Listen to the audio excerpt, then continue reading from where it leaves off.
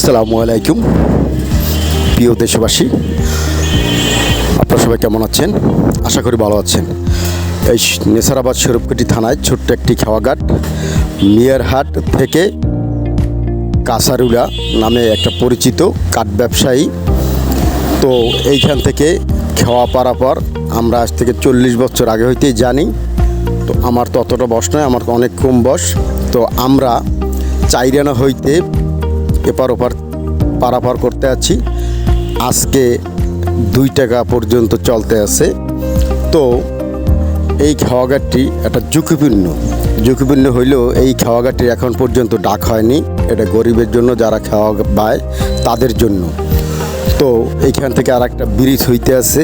পরবর্তীতে ব্রিজটি হলে এই গরিব লোকজনের কি হবে তা আমরা বলতে পারি না। তো খাওয়াঘাটটি অনেক সৌন্দর্য, এপার ওপার পারাপার করতে একটা আনন্দই লাগে। তবে কিছুটা ভয়াবহ কাছে অনেকে খেয়াল করি না আমরা, খাওয়াই উঠে পিছনে অনেক